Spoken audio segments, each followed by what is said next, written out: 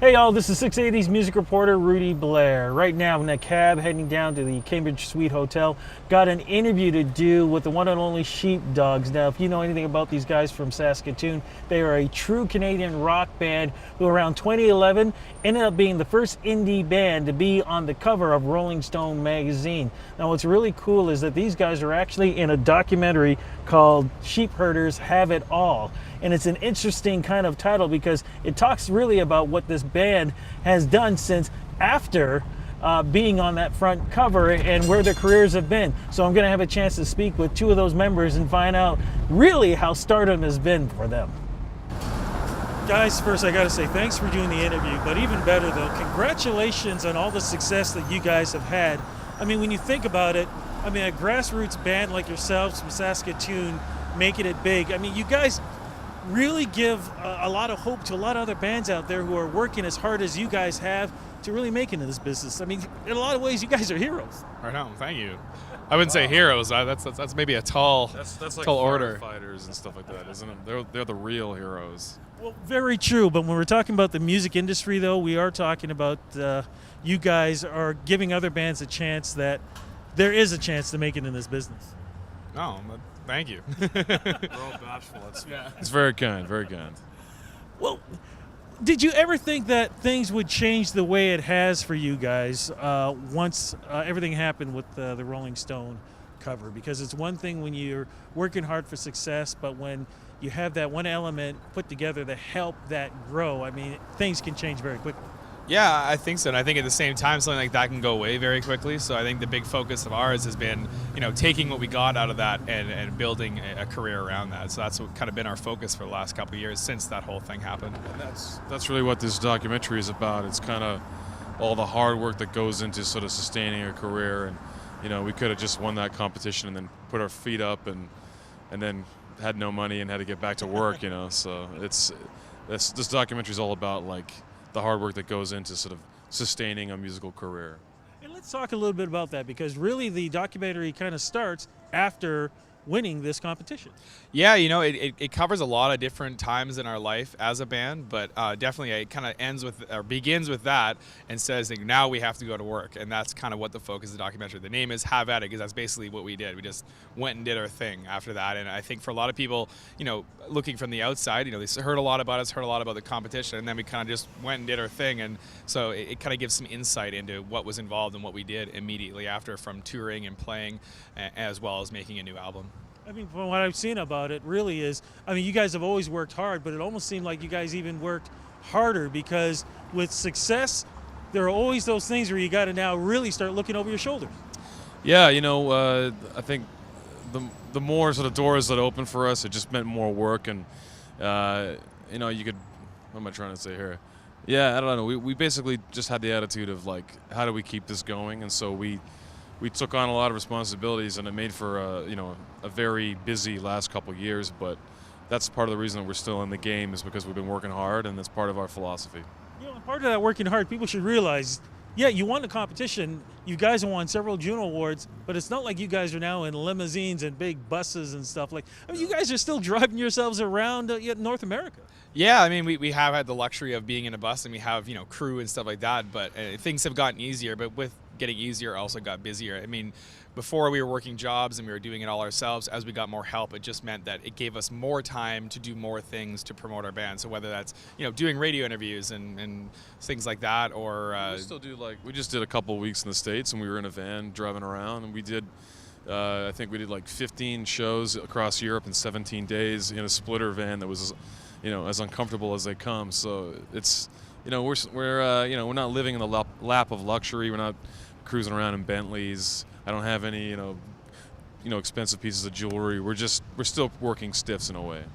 There are some surprises in there too, if we can talk about it too. I mean, there's a point where I think you guys fired the tour manager or something like that.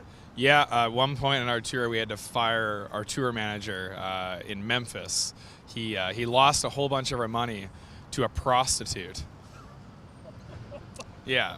Does anything else need to be said after that? Nope. We should say allegedly, but yes, that's what happened. Yeah. See, and those are the stories that only a rock band can go through. And then that goes back to what I was asking about before. I mean, did you guys ever think that you would be having these kind of stories and this type of journey too, all at the same time, making great music? I think that, for years we seem to always have kind of those weird and bad luck things happen to us when we were on the road. Now I think we can take it a little bit more in stride, because with the bad comes the good, whereas back then it seemed like it was mostly just, one bad thing after another. But the cool thing is too, fans are going to get a chance in seeing how you guys create music, because during this time you guys were making albums too.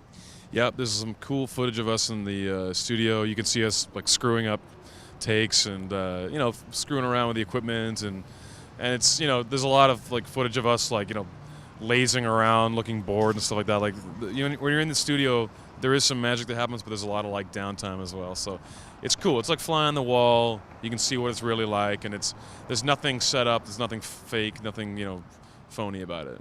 Well, what's also cool is as we speak, we're still a few hours away.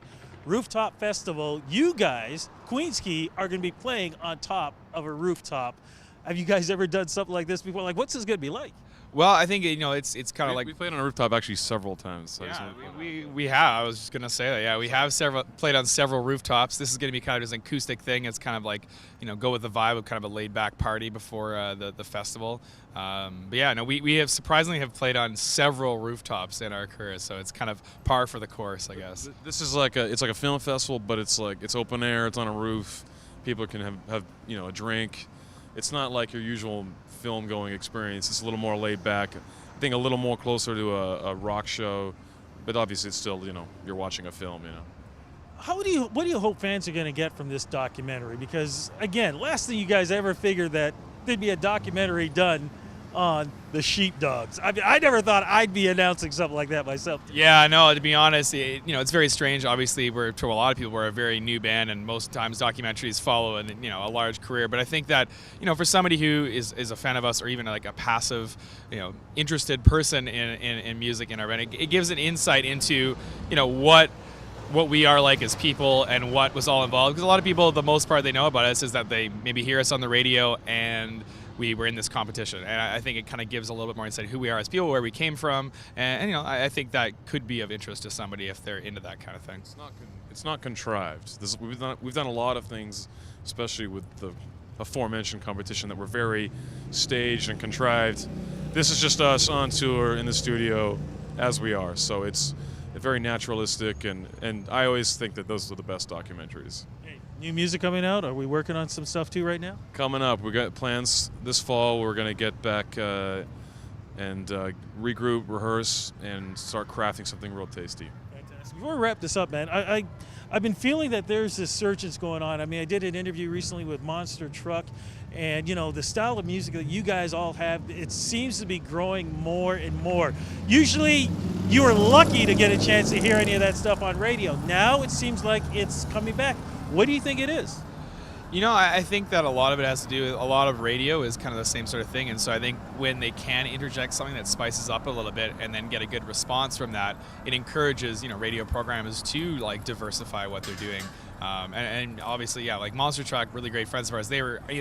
Jeremy from Monster Truck is in the movie briefly doing an interview as well while we're on tour. And I think it's like, just good dudes making good rock and roll music. There always is going to be rock and roll music around, and sometimes it'll come and go in different forms and stuff like that. But I think that people are responding well to that kind of stuff right now. I think it's as simple as rock and roll is supposed to be fun, and it used to be fun. In the last sort of 20 years, it's been a lot about my parents don't understand me, and I'm an angry, hate-filled person, and I think we're just trying to make it, a party again. It should be uplifting, and it should make you feel good. So that's what, we're about. Can you guys talk to Kanye? Because I think he needs that kind of love, Yeah, I like that first Kanye album, but he's lost me. He's confusing me now.